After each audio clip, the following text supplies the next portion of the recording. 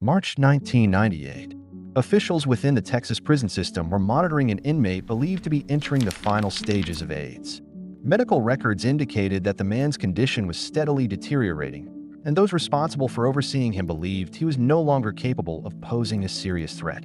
Everything appeared to be proceeding according to the standard procedures for a patient suffering from a terminal illness. Then something unexpected happened. Stephen J. Russell disappeared from government custody. Reports were reviewed. Records were re-examined. Those involved in managing the case tried to determine exactly what had happened. The deeper they investigated, the harder the truth was to believe.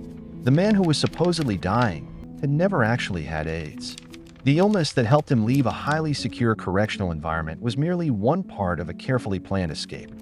This was not the first time Russell had convinced the system to believe a story that was not true. For years, he had repeatedly used persuasion, false identities, and weaknesses within administrative procedures to get what he wanted. So who was Stephen J. Russell really? What transformed a man who once had a family, served as a reserve police officer in Texas, and lived a relatively ordinary life into one of the most notorious escape artists in American history? To understand why everything unfolded the way it did, we need to go back to where it all began. If you enjoy true stories about people who exploited weaknesses within systems in ways no one expected, subscribe to the channel so you do not miss the next case. On December 31st, 1957, Stephen J. Russell was born in the United States. From the very beginning of his life, his circumstances were different from those of many others. Russell was adopted as a child and grew up knowing very little about his biological origins. For most of his childhood and early adulthood, there was no indication that he would one day become one of the most famous names in the history of prison escapes in the United States. Russell grew up in a relatively stable environment. He went to school, worked, and built his life in much the same way as millions of other Americans. As an adult, Russell got married and started a family of his own. People who knew him during that period often saw him as a friendly man, a strong communicator, and someone who appeared confident in social situations. He also served as a reserve police officer in Texas. This detail will become extremely important to the story that followed. That period of his life gave Russell firsthand exposure to how law enforcement agencies operated in the real world. He understood procedures. He understood how paperwork was processed. He understood how government agencies verified information. And more importantly, he understood that any system operated by human beings would inevitably contain certain weaknesses. Of course, at the time, no one imagined that this knowledge would later be used in a completely different way. To his neighbors and the people around him, Stephen J. Russell was simply a man trying to build a life for himself. But behind that ordinary appearance, Russell was beginning to face increasingly significant conflicts in his personal life. Those changes gradually became the most important turning point of his life. And it was from this point that the story of Stephen J. Russell began to take a direction that no one could have predicted. Those decisions seemed small at the time, but they would eventually lead Stephen J. Russell down a path of fraud, identity deception, and ultimately a direct confrontation with the American justice system. At first, Russell was not a professional criminal. He did not wake up one morning and decide to become a con artist. Everything happened much more gradually. It began when he realized that his ability to communicate was more valuable than most people understood. Russell could walk into a room, talk for a few minutes, and make the person in front of him feel as though they were speaking with someone trustworthy. It was a skill that he would use again and again in the years that followed. During the late 1980s, Russell began committing small acts of fraud to earn extra money and support the lifestyle he wanted. What was notable was that he rarely relied on threats or violence. Instead, he observed how businesses, banks, and government agencies processed information. He realized that most systems at the time still depended heavily on paperwork, verification phone calls, and trust between people. If someone appeared confident enough, spoke persuasively enough, and carried documents that looked legitimate, the verification process often moved much faster. Russell began testing this in the real world. With every success, he gained a deeper understanding of how the system worked. Every time he avoided suspicion, his confidence grew. According to investigative records released later, Russell was particularly skilled at pretending to be someone else. He studied the way successful people dressed, spoke, and behaved. When he needed to appear as a successful businessman, he knew exactly how to act. When he needed to create the impression that he belonged in a professional environment, he could adapt quickly. It was this ability that caused many people to misjudge who he really was. At the same time, the amount of money Russell needed to maintain his lifestyle continued to grow. Small fraud schemes were no longer enough. He began thinking about bolder plans that could generate larger amounts of money in a shorter period of time. And it was at that moment that Stephen J. Russell crossed an important line. He was no longer simply looking for ways to earn extra money. He began deliberately exploiting weaknesses within the system he had spent years observing. What happened next was what first brought Stephen J. Russell to the attention of law enforcement agencies in Texas. For years, he had been able to move through weaknesses in the system without creating enough warning signs to attract serious scrutiny from authorities. But as the scale of his fraudulent activities grew, so did the likelihood of being caught. What made Russell particularly unusual was that he did not operate like the professional financial criminals investigators typically encountered. He did not run a large network. He did not have dozens of associates working behind the scenes. There was no complex organization protected by multiple layers of security.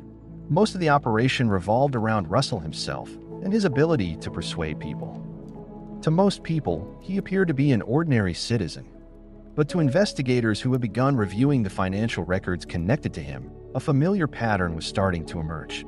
Certain pieces of information did not fully match. Some transactions raised questions. Some documents required closer examination. At first, these appeared to be minor details. However, as investigators began connecting the pieces, they realized they were no longer looking at random mistakes. At this point, Russell still believed he could control the situation. In many previous cases, he had succeeded through his ability to talk his way through problems and gain people's trust. Those past escapes from suspicion had made him increasingly confident in his own abilities. But this time, things were changing. Authorities were no longer looking at individual transactions in isolation. They were beginning to examine the entire picture. As the investigation expanded, the pressure on Russell increased rapidly. What had once been a series of separate fraudulent acts was now being connected into a criminal case that could lead to prosecution. It was the first time Stephen J. Russell truly faced the possibility of losing his freedom. Eventually, he was arrested and entered the Texas criminal justice system. For most people, this is usually where the story ends. A person is investigated, arrested, brought before a court, and forced to accept the consequences of their actions. But Stephen J. Russell did not see it that way. While prosecutors prepared their case and the prison system prepared to receive a new inmate, Russell was paying attention to something else. He was observing the procedures around him, observing how the prison operated, observing how decisions were made. And then he began thinking about a question that most inmates never ask. If every system has weaknesses, was the prison system really any different? That question would lead to one of the boldest escape sequences in American history. After entering the Texas prison system, Russell quickly realized that most of the inmates around him were focused on a single goal: adapting to life behind bars. They counted the days on the calendar, waited for parole hearings, or hoped that some opportunity might appear in the future. Russell saw things differently. He spent much of his time observing movement schedules, observing how correctional officers worked, observing document verification procedures, observing the different departments within the prison system and how they exchange information with one another. It was a habit he had developed over many years. In the past, Russell had spent time studying how businesses operated, how banks verified information, and how organizations processed records. Now, the object of his study had simply shifted from the financial system to the correctional system. According to numerous records released later, Russell had an unusual ability to notice details that other people considered ordinary. While most people saw rules and security measures, he focused on how human beings actually carried out those rules in practice. Because on paper, a system can appear extremely secure. But in reality, that system is still operated by people. And people always develop repeating habits, familiar assumptions, decisions based on trust. Russell understood that very well. The longer he remained in prison, the more convinced he became that getting past layers of security did not necessarily require picking locks, climbing walls, or using force. Sometimes, the most effective method was to convince the people operating the system to open the door themselves. That idea gradually became the foundation of the plans that followed. During his incarceration, Russell continued building the image of a cooperative inmate who caused no trouble. It was a strategy he had used many times before in his life. When people become familiar with you, they often lower their guard. Meanwhile, Russell continued observing quietly. He paid particular attention to medical procedures within the prison system. Cases involving inmates receiving outside treatment. Cases involving transfers to hospitals. Procedures related to medical records. At the time, no one knew that these observations would become the foundation of the boldest plan of his entire life. A plan that required no weapon, no outside accomplice, no attack on anyone. Yet it would be enough to leave the entire Texas prison system confused for a long time. And when Stephen J. Russell began preparing that plan, he placed his entire future on a single question. Could he convince the entire system to believe something that was completely untrue? The question Stephen J. Russell asked himself eventually led him toward a way of thinking that was completely different from that of most inmates in the Texas prison system at the time. If he wanted to beat the system, he first had to understand what the system believed. After months of observation, Russell realized that the medical department occupied a unique position within the correctional environment. When a serious health issue emerged, priorities changed, procedures changed, decision-makers changed. Even the place of confinement could change. That caught his attention. Russell began spending time studying how seriously ill patients were monitored and treated. He observed their appearance, the way they moved, the way they spoke, the physical decline they experienced over time. His goal was not to become a doctor. What he wanted to understand was how to make other people believe that a healthy body was actually wasting away. That was a very different thing. In many of his previous frauds, Russell had manipulated documents and identities.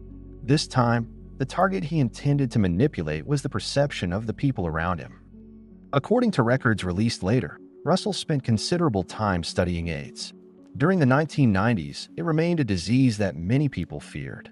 Diagnosing and monitoring patients was far more complicated than it is today. Russell understood that if he wanted the plan to succeed, he could not simply claim that he was sick. He had to make people see the illness. He had to make the symptoms appear before their eyes. He had to make the story so believable that even trained professionals would not immediately question it. That was when one of the boldest performances of his life began to take shape. While the people around him saw an inmate who appeared to be growing weaker by the day, Russell was carefully constructing the most important role he had ever played. Every small change had a purpose. Every outward sign served the plan. Every passing day brought him closer to his ultimate goal. On the prison side, very few people realized what was actually happening.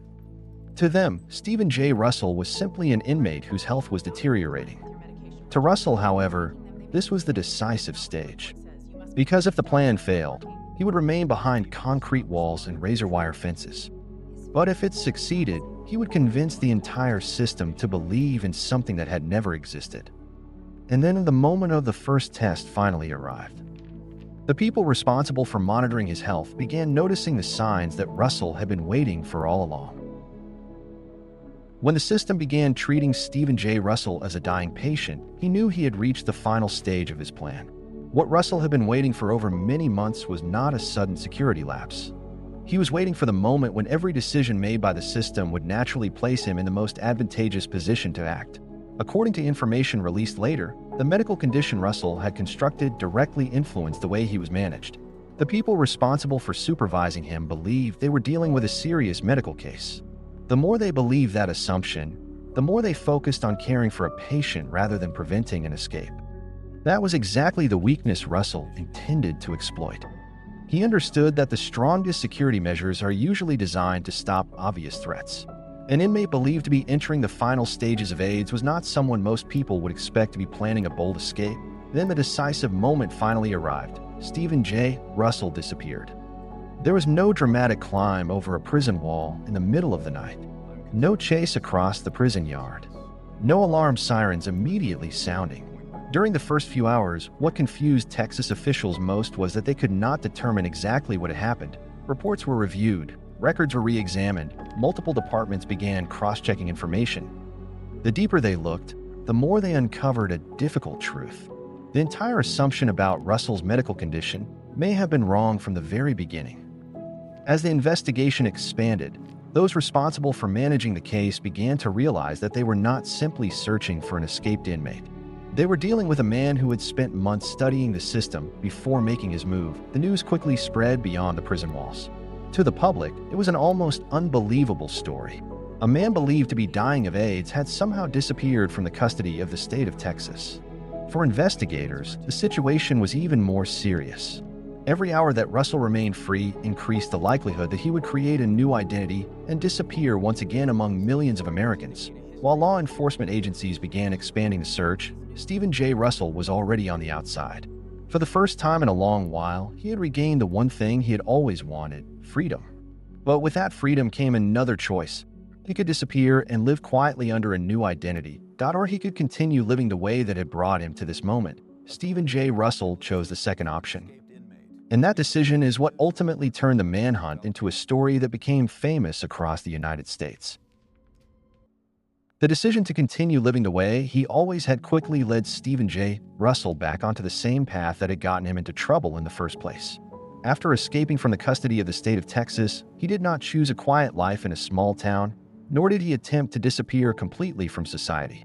Instead, Russell continued relying on the one thing that had helped him navigate countless difficult situations in the past: his ability to create a convincing image and earn the trust of others. While law enforcement agencies launched a widespread manhunt, Russell continued moving from place to place, appearing under different roles and identities. This was one of the reasons the case proved so difficult to solve. Most fugitives tried to avoid contact with strangers, but Russell frequently stepped into unfamiliar environments as if he naturally belonged there. That confidence repeatedly helped him remain free far longer than authorities had expected. At the same time, investigators began changing their approach. They were no longer simply searching for an escaped inmate. They were trying to understand how Stephen J. Russell thought. The more they studied his history, the more they realized that most of his actions followed a familiar pattern. Russell consistently looked for places where information was not fully cross-checked, procedures that relied too heavily on trust, and situations in which a confident individual could persuade others to overlook important verification steps. As time passed, the investigation continued to expand. Information was shared among multiple agencies. Old files were reopened. Connections that had once seemed insignificant were examined more closely. What had helped Russell succeed in the past was the fact that many systems operated relatively independently from one another. But as more and more data became connected, the gaps he had previously exploited began to shrink. Another factor also made life increasingly difficult for Russell. The more famous he became, the harder it became to create a new life. News reports about his escape appeared across the country. His photograph and personal information were distributed more widely. That meant the number of people capable of recognizing him continued to grow. Even so, Russell kept searching for ways to remain free. According to records released later, his greatest motivation during this period was not simply avoiding prison. His desire to remain with Philip Morris continued to strongly influence the decisions he made. It was that desire that led him to accept risks that many other people would have avoided. However, no plan can last forever. After months of investigation and intelligence gathering, law enforcement agencies finally began narrowing down Russell's area of activity. Leads became increasingly clear. Opportunities to continue moving under different identities gradually disappeared. Eventually, Stephen J. Russell was captured once again. For authorities, it was a major breakthrough in a case that had consumed enormous amounts of time and resources. But for Russell, being captured was not the end of the story. Everything he had done over the previous years was now being assembled into a case far larger than the original charges. And as prosecutors began preparing for the next trial, Stephen J. Russell faced the possibility of receiving a sentence so severe that he might never again have the opportunity to repeat what he had done. When Stephen J. Russell was captured once again, prosecutors no longer viewed him as simply an escaped inmate. If the case had ended with a single escape from government custody, the legal consequences would have been serious enough. The problem was that this was only a small part of the extensive case investigators had been building for years. As authorities reviewed Russell's activities, they uncovered a long pattern of fraud, identity deception, the use of false information, and repeated exploitation of weaknesses within administrative systems. Any one of those incidents alone might not have made him a nationally recognized figure. But when all of them were placed together, the picture that emerged was entirely different. To prosecutors, this was a man who had repeatedly demonstrated a willingness to exploit any weakness in the system if it helped him achieve his goals. Previous arrests had not stopped him. On the contrary, each successful escape from trouble seemed to make him even more confident in his own abilities. The trial took place against the backdrop of significant media attention across the United States. Many people were curious to see what would happen to the man who had convinced the Texas prison system that he was dying of AIDS, only to disappear from government custody. While the public saw a story that felt almost like a Hollywood movie, prosecutors focused on a different question: how to prevent Stephen J. Russell from carrying out similar schemes in the future. The evidence presented in court revealed a pattern of behavior that had repeated itself over many years. Every time he encountered an obstacle, Russell found a way to adapt. Every time one door closed, he searched for another path forward. It was this ability that led many within the justice system to view him as an exceptionally difficult individual to control. Eventually, the sentence was handed down. Stephen J. Russell received a total prison sentence of approximately 144 years. The number quickly became one of the most widely discussed details of the entire case. In reality, very few people believed Russell would actually spend 144 years behind bars. More important was the message the justice system intended to send. Authorities wanted to ensure that the man who had repeatedly exploited weaknesses in the system would no longer have an easy opportunity to return to his old ways. After the trial, Russell was returned to custody under far stricter conditions than before. The reputation he had built over the years caused officials to exercise extraordinary caution. They no longer viewed him as an ordinary inmate. To many prison administrators, he was a man capable of turning seemingly harmless situations into opportunities for escape to the public. The 144-year sentence appeared to be the end of the story. A man who had repeatedly outsmarted the system had finally been forced to face the consequences of his actions. Yet over time, the name Stephen J. Russell did not disappear from the memory of the American public. On the contrary, the case continued to be discussed in investigative programs, conversations about financial crime, and eventually became the inspiration for a feature film that brought his story to audiences around the world. After the sentence of approximately 144 years in prison was handed down, many people believed that the story of Stephen J. Russell had finally come to an end. From the perspective of the justice system, the most important objective had been achieved. The man who had repeatedly exploited weaknesses in administrative procedures, assumed false identities, and carried out bold escapes was finally placed under strict control. However, what kept this case alive in public memory for years afterward was not the length of the sentence. The United States had seen fraud cases involving far greater financial losses and had witnessed other famous prison escapes as well. Stephen J. Russell became a unique case because of the way he accomplished everything. For most of his activities, he did not rely on violence. He did not build a large criminal organization. He did not use sophisticated technology. What allowed Russell to go so far was his ability to understand how people make decisions. He realized that many systems are designed to operate on trust. When someone appears convincing enough, carries documents that seem legitimate, and tells a story that sounds reasonable, multiple layers of verification can be bypassed far more easily than most people imagine. That is also why the case is frequently discussed in conversations about fraud and risk management in the United States. It demonstrates that the greatest weakness in a system is not always found in technology or infrastructure. Sometimes that weakness exists in the way people evaluate and trust one another. Over time, Russell's story attracted the attention of Hollywood. In 2009, the film I Love You, Philip Morris was completed based on his life, with Jim Carrey portraying Stephen J. Russell and Ewan McGregor portraying Philip Morris. The film introduced millions of viewers around the world to a story that had previously existed mainly in legal records and American crime reports. For many years afterward, Russell continued serving his sentence within the Texas prison system. Although his famous escapes had become part of the past, his name continued appearing in articles analyzing individuals who exploited weaknesses within systems. To some people, he was a dangerous con artist. To others, he represented an example of how far a single individual can go when he understands how organizations operate, and then time continued to pass. Many years after the escapes that had once shocked the public, Stephen J. Russell was ultimately granted parole in 2023 and released in 2024. It was an ending that very few people could have imagined when the 144-year sentence was handed down decades earlier. Looking back at the entire story, what made Stephen J. Russell different was not the amount of money he obtained or the number of times he was arrested. What people continued to remember years later was his ability to see the gaps that others overlooked. Time and again, Russell exploited weaknesses that,